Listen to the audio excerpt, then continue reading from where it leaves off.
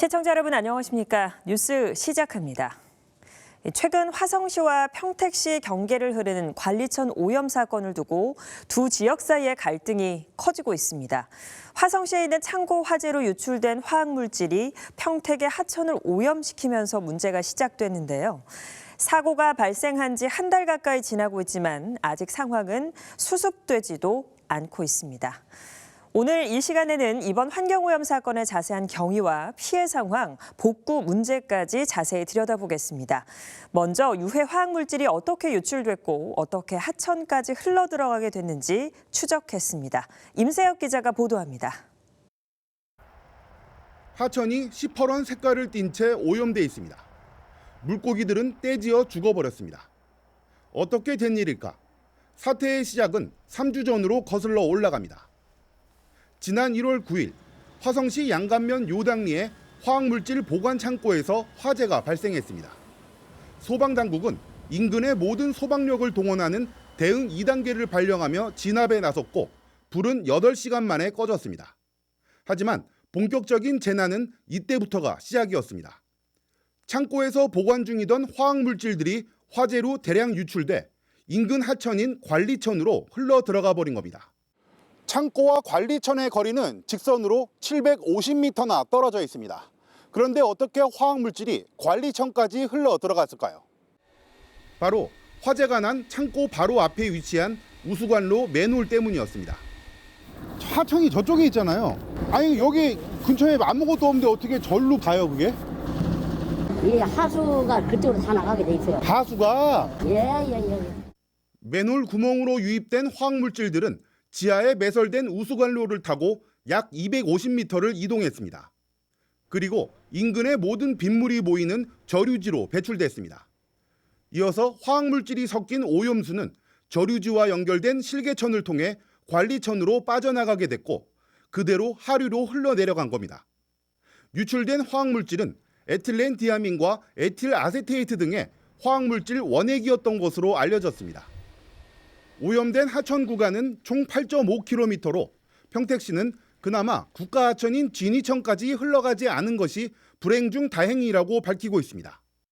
화학물질 유출 소식을 듣자마자 곧바로 대응에 나섰는데 관리천의 수량이 적어 흐르는 속도도 느렸던 덕에 오염수가 진이천까지 오기 전에 방제뚝을 설치해 막을 수가 있었다는 설명입니다. 그 소하천인 관리천에서 네. 국가하천인 진이천으로 오염수가 퍼지지 않게 막은 거예요. 중간중간에 건천이 있어요. 그게 뭐냐면 바닥이 말라 있는데 이런 데는 양이 쫄쫄쫄 이렇게 흐르는 양이죠. 그러니까 유속이 없으니까 천천히 온 거죠. 네. 그거 지나면 안성천하고 또 합류가 돼요. 네. 그러면 이제 바다로 가는 거예요. 현재 화성시와 평택시는 구간별로 총 18개의 방제뚝 설치를 마친 상태입니다. 아울러 오염된 물과 토양을 퍼내는 작업을 한창 진행 중에 있습니다.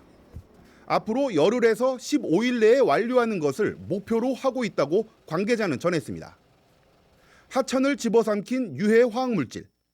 화재 사고가 지역의 대형 재난으로 이어진 가운데 복구 작업은 오늘도 계속되고 있습니다. BTV 뉴스 임세혁입니다. 네, 보신 것처럼 시작은 화재 사고였지만 화학물질이 유출되면서 하천 오염으로 번진 이번 사고, 이 환경 오염으로 인한 주민들의 피해가 눈덩이처럼 불어나고 있습니다. 하천 오염이 한 달 가까이 계속되면서 인근 주민들의 식수부터 앞으로 농사에 쓸 각종 용수까지 걱정되는 것이 한두 가지가 아닙니다. 계속해서 주민 피해 상황을 배상민 기자가 전해드립니다. 이번 사고로 평택 지역은 관리천 하류에서 진위천 합류 구간 7.7km가 오염됐습니다. 사고 초기 실시한 수질 검사에선 구리, 벤젠, 나프탈렌, 시안, 포말데히드 등의 유해 물질이 수질 기준 최대 36배, 생태 독성도 16배 이상 초과했습니다. 국내에는 허용 기준치조차 없는 세 종의 유해 화학 물질인 에틸 아세테이트, 에틸렌 디아민과 메틸 에틸케톤, 에틸 아세테이트는 검출되지 않았고 에틸렌 디아민과 메틸 에틸케톤은 11일 187.9, 634.4mg/L가 검출됐는데 농도는 낮아지고 있습니다. 환경부는 관리천 진위천 하류에 식수 공급 시설인 취정수장은 없고 현재 농업 비수기이기 때문에 농업용수 문제도 없다고 밝혔습니다. 하지만 환경부의 설명과 달리 오염된 관리천 인근에선 아직도 지하수를 식수로 쓰는 주민들이 있습니다. 불안한 마음에 인근 지역에서 상수도 물을 떠서 먹고 있는 집은 그나마 다행입니다. 그런 게 저기 비롯돼가지고 완벽하게 해주지 않아 이거 의심스러워서 먹겠냐 이거지. 상수통 갖다가 강력상수도에다 받아다 먹고 있어. 80대 노부부는 오늘도 지하수를 그대로 마십니다. 지하수가 오염되지 않았을까 걱정은 되지만 달리 방법도 없습니다. 상수도가 연결되지 않았기 때문입니다. 우리 집이나 저 뒷집이나 뭐 생활용수로 다 쓰는 거지. 안 쓸 수가 없지. 땅을 쓸 수가 없으니까. 걱정이야 되죠. 오염이 되면 무슨 식수를 쓰는 거니까 큰 걱정이죠. 청부급 한산 1, 2와 1위 일대만 이 같은 집이 15가구가 넘습니다. 게다가 축산 농가의 경우 소들이 여전히 지하수를 마시고 있습니다. 전문가는 오염된 하천 인근의 지하수는 마시면 안 된다고 말합니다. 지하수를 음용수로 쓰는 가정이 없을 줄 알았어요. 없을 줄 알았는데 그 기사 보니까 있더라고요. 그러니까 이제 그 부분부터 빨리 화성시하고 평택시에서 빨리 그 파악을 해가지고 그 물을 못 먹게 해야지.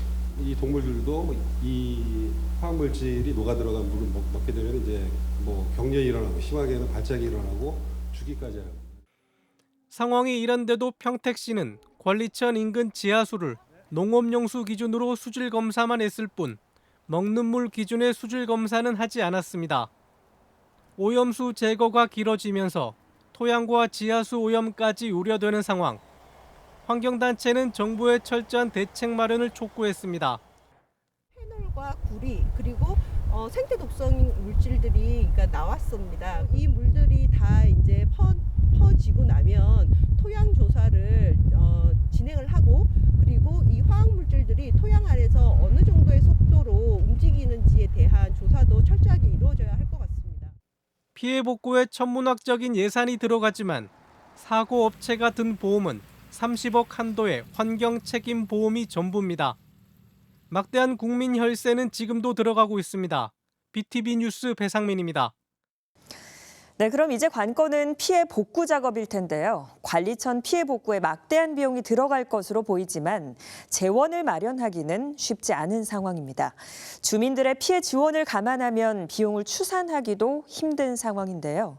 화성시와 평택시가 비용 마련을 위해 기대를 걸었던 중앙정부의 특별 재난구역 지정은 끝내 무산됐습니다. 박희분 기자입니다. 평택시와 화성시는 이번 수질오염 방제 작업 비용이 최대 1,300억 원에 달할 것으로 추산하고 있습니다. 양 시는 막대한 비용을 충당하기 위해 사건 발생 이후 중앙정부에 특별 재난구역 선포를 건의했습니다. 재난지역으로 지정되면 복구비의 최대 80%까지 국비 지원을 받을 수 있기 때문입니다.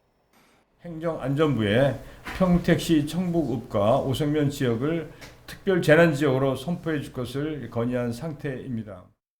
행정안전부는 지난 25일 각 지자체에 공문으로 답변을 보내왔습니다. 특별 재난지역 지정이 불가하다는 통보였습니다. 이번 사고가 국가 차원의 긴급 수습 및 지원이 필요한 재난이라고 보긴 어렵다는 의견입니다. 다만 특별교부세 30억 원을 지원했습니다.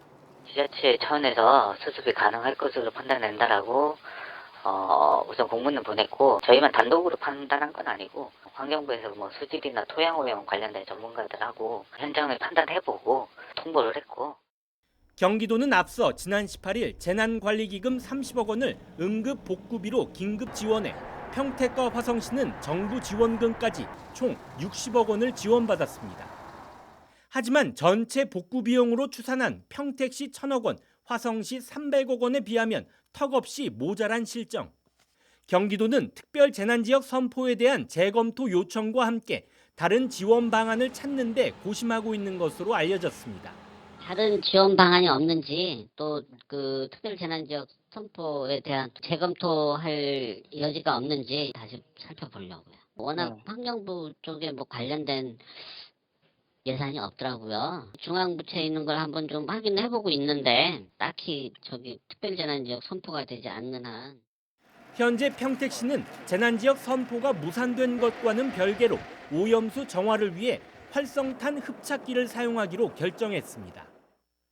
현장 테스트를 마친 가운데 평택과 화성시는 공동으로 흡착기 지원을 한국환경공단에 요청했습니다. BTV 뉴스 박희풍입니다. 상황이 이렇게 되자 환경오염 문제가 화성시, 평택시 사이에 지역 갈등으로 이어지는 양상입니다. 피해를 입게 된 평택 지역에선 화성시에 책임을 물어야 한다는 목소리가 높아지고 있습니다. 화성시에 대한 감사원 감사를 청구하자는 움직임이 일고 있고 비용 청구를 위해 법적 대응을 해야 한다는 주장도 나오고 있습니다. 지역 갈등으로 번지는 상황을 주하영 기자가 전해드립니다. 화성 유해물질 유출 사고가 시작된 건 지난 9일 밤.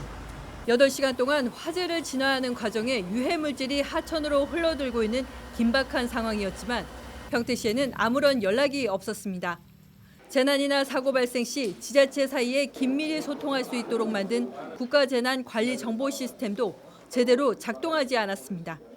평택시는 시민들에게 보내야 하는 재난 안전 문자도 제때 보낼 수 없었습니다. 지역에 뭐 화재나 뭐 그런 사고가 날 때 일단 MDS로 사고 접수가 들어오잖아요.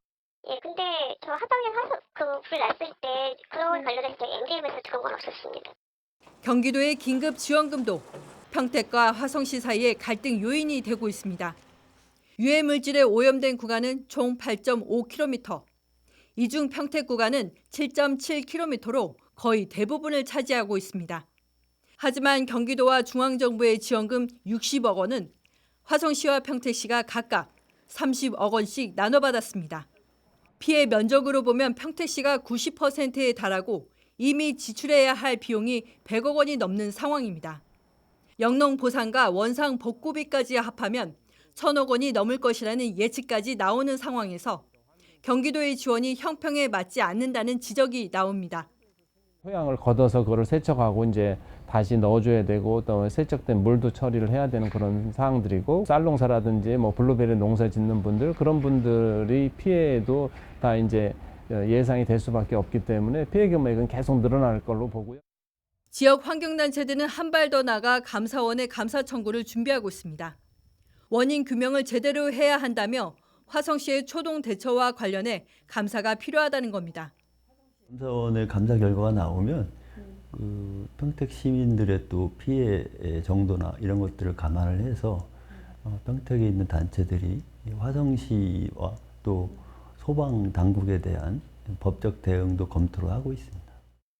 막대한 비용 부담을 떠안게 된 평택시는 업체와 관련 기관의 구상권 청구를 검토 중입니다. 공 여사님 말씀만 드리자면 이런 상황이 흔한 게 아니기 때문에 좀 검토가 더 필요할 것 같다고 해서 바로 소송 제기는 어떻게 될지 모르겠지만 대상은 뭐 예상하시는 데를 상대로 이게 하는 게.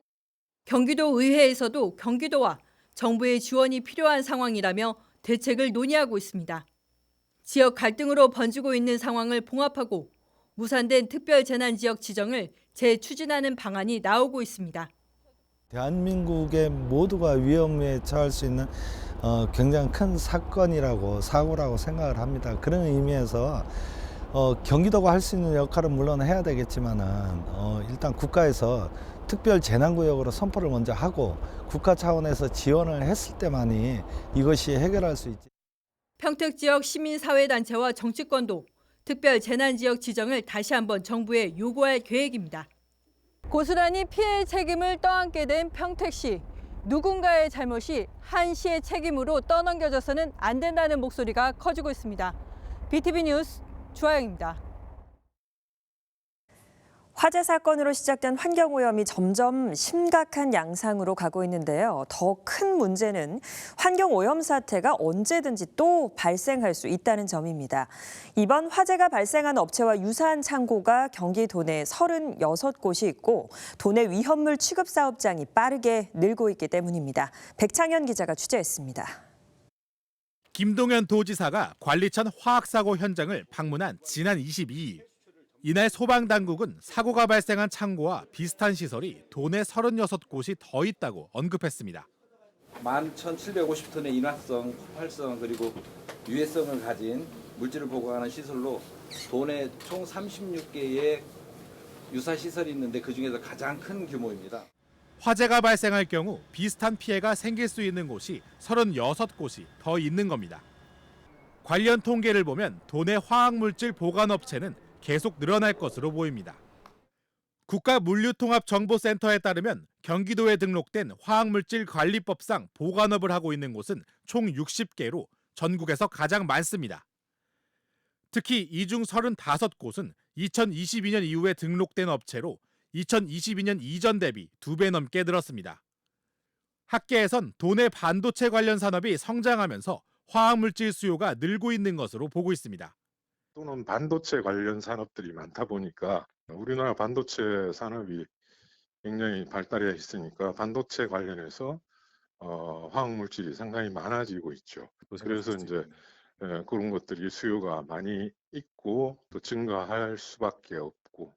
문제는 화학물질 수요는 느는 데 비해 화학사고가 발생했을 때를 대비한 규정은 없다는 점입니다. 피치 못할 화학사고가 발생해도 피해를 줄일 방도가 없는 겁니다.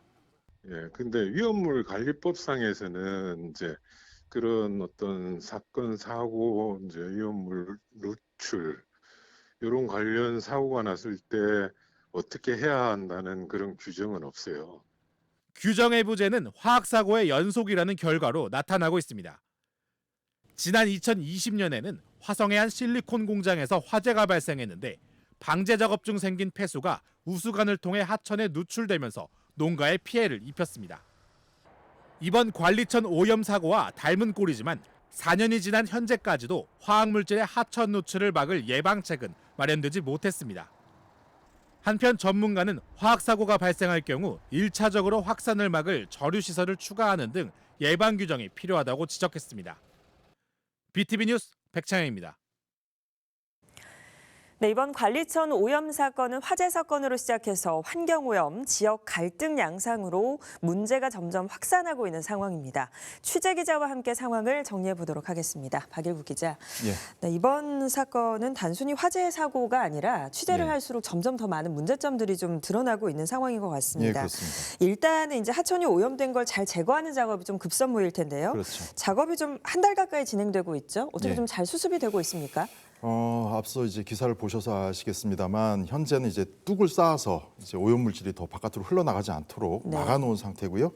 그 오염 물질들을 이제 다 걷어내는 문제가 이제 있는 것이죠. 네. 처음에 이제 화재가 나고 언제 수습할 수 있겠느냐 이렇게 이야기가 나왔을 때 뭐 한 열흘 정도면 되지 않을까 이렇게 이제 예측들을 했었는데 너무 안일했던 것 같습니다. 한 달이 지나도 그렇습니다. 수습이 아직 많이 남아 있습니다. 처리하는 방식은 지금 크게 두 가지인데요. 일단은 뭐 탱크로리 같은 이제 트럭에다가 이제 네. 오염 물질을 실어서 바깥으로 이제 빼서 이제 재처리해서 흘려 내보내는 이 방식.